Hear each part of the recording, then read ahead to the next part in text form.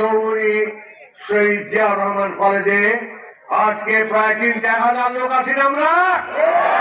আমি ঐক্যবদ্ধ হলাম বাবলু সহ যারা আজকে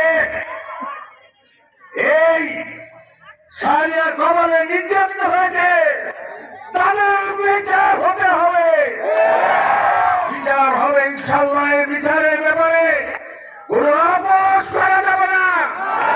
আর যারা আপোষ করতে চান হাত দিয়ে তাদের পিঠের চামড়া তুলে নেওয়া হবে ইনশাল্লাহ। এই বিকল্প কোন রাস্তা আমাদের কাছে জানা নাই।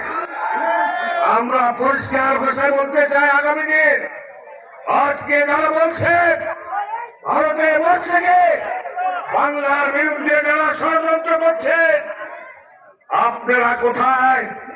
আপনার নেতা কর্মীদের জন্য আমাদের দুঃখ হয়। তাদের নেতারা যে বইরা আমার কাছে টেলিফোন করে, ভাই আমাদেরকে বাঁচান।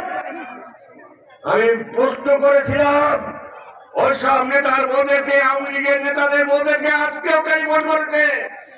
আমার নেত্রী খালেদা জিয়া এত জুলুম, এত অত্যাচার, জেলখানা, বাড়ি ভাঙচুর, ছেলে মারা গেল অত্যাচার, জুলুম, নির্যাতনের কারণে, কিন্তু খালেদা জিয়া কোনো সময় দেশটা করে নাই। আপনারা কার আশায় আছেন? কিসের জন্য আছেন? প্রশ্ন করেছিলাম ওইসব আওয়ামী লীগের নেতার বোনের কাছে। আমার কাছে টেলিফোন করার আগে আপনার প্রশ্নের জবাব দেন। তারা পরিষ্কার বলল শেখ হাসিনা বেঈমান। আমাদের গর্ব হয়, আমাদের গর্ব হয় যে আমার নেতা বেগম খালেদা জিয়া বাংলার মাটিতে থেকে যুদ্ধ করেছে আওয়ামী লীগের বিরুদ্ধে, ঘোষণা করেছে। আমি সহ চারঘাট রাজশাহী জেলার ৪-৫ হাজার মানুষ জেলেছিলাম। আমরা ভারতে আশ্রয় নিই নাই। আওয়ামী লীগের সাথে এখানে থেকে মোকাবেলা করে রাজনীতি করেছে। রাজপথে ছিলাম, রাজপথে আওয়ামী লীগের সাথে যুদ্ধ করেছি, পালা যায় না। কারণ আমাদের সাহস ছিল, আমাদের নেতা তারেক রহমান ছিল, আমাদের সাহস ছিল। খালেদা জিয়া বাংলার মাটিতে অবস্থান করছে, সে বারবার বলেছে আমার সুযোগ সুবিধা লাগবে না, আমি বাংলার জনগণকে রেখে যেতে পারবো না। আমার ছেলে আরাফাত দিতে, আমার লক্ষ লক্ষ ছেলে বাংলার মাটিতে অবস্থান করছে, তাদেরকে ফেলে রেখে আমি কারোর সাথে আপোষ করতে পারি না। এটাই হলো দেশনেত্রী বেগম খালেদা জিয়া। বন্ধুরা, আমরা তার রাজনীতি করছি।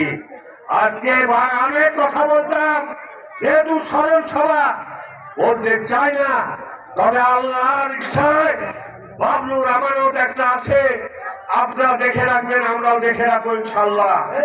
এই আমানত আগামী দিন যাতে চারঘাটের মাটিতে, রাজশাহীর মাটিতে নেতৃত্ব দিতে পারে, তার সঠিক সিদ্ধান্ত আমরা আগামীতে দেব তার ছেলেকে। আমরা দোয়া করি আল্লাহ রাব্বুল আলামিন বাবলুর যতই গুনাহ থাক, আল্লাহ তুমি তাকে মাফ করে দাও, তার গুনাহ মাফ করো, তাকে বেহেশতে নসিব করো। আল্লাহ আজকে হাজার হাজার মানুষের সামনে তোমার কাছে ফরিয়াদ করি, তার একটা আমানত আছে, সে আমানতকে আল্লাহ রাব্বুল আলামিন তুমি রক্ষা করো, তাকে হেফাজত করো। যাই হোক, আমি কথা বাড়াবো না। আজানের সময় আমি শুধু বলতে চাই, ভারতের আধিপত্য ইসলামের বিরুদ্ধে আমাদের সারা জীবন সংগ্রাম। ভারতের বিরুদ্ধে আমাদের কোনো আপোষ হবে না। ভারতের সাধারণ মানুষের সাথে আমাদের কোনো দ্বন্দ্ব নাই, ফ্যাসাদ নাই। শুধু আছে কার সাথে? মোদির সাথে। যে মোদি মুসলমানকে সহ্য করতে পারে না, মুসলমান বিদ্বেষ, সেই মোদির সাথে আমাদের আপোষ হতে পারে না। আর ভারত থেকে মোদি আপনি হুঙ্কার দেন, তাকে হুঙ্কার দেন। আমি আপনার উদ্দেশ্যে বলতে চাই, এই জিয়া কলেজ থেকে আপনাকে হুঙ্কার দিচ্ছেন, কিসের হুঙ্কার দেন আপনি জানেন না? এদেশের ছাত্র জনতা ওই শেখ হাসিনাকে বিদায় করেছে। এদেশের মানুষ 30 লক্ষ মানুষ শহীদ হয়ে বাংলাদেশের মতন একটা দেশ স্বাধীন করেছে, সেই দেশের মানুষকে আপনি হুঙ্কার দেন। বাংলাদেশের মানুষ প্রস্তুত হন যে কোনো ষড়যন্ত্রের বিরুদ্ধে, কারণ আওয়ামী লীগ আমাদেরকে কথা বলতে দেয়নি। আওয়ামী লীগ ঘুম ঘুম খুম করেছে, অতএব তাদের কোনো সুযোগ নাই, আওয়ামী লীগের কোনো সুযোগ নাই রাজনীতি করার। আওয়ামী লীগের কোনো সুযোগ নাই রাজনীতি করার। আওয়ামী লীগের মাঠে নামতে দেওয়া হবে না, পরিষ্কার কথা। আর শেখ হাসিনার কথা যদি মাঠে নামার চেষ্টা করেন, পিঠের চামড়া থাকবে না। পরিষ্কার ভাষা, সাধারণ ভাবে জীবনযাপন করেন, মানা নাই, রক্ষা হবে আপনাদের। আর যদি কোনো ষড়যন্ত্র করতে টাইম নাই, হয়তো বা এরা কিছু তদারকের ব্যবস্থা করেছে, সুশৃঙ্খল ভাবে আপনারা তদারকটা নিয়ে যাবেন। পরিশেষে আপনাদের জন্য দোয়া করি, আল্লাহ রাব্বুল আলামিন আপনাদেরকে ভালো রাখুক, সুস্থ রাখুক। আর আপনারা সবাই বাবলুর জন্য দোয়া করেন, আল্লাহ রাব্বুল আলামিন যাতে তার কোনো ভুল ত্রুটি হলে ক্ষমা করে দেয়। আপনারা আমার জন্য দোয়া করবেন।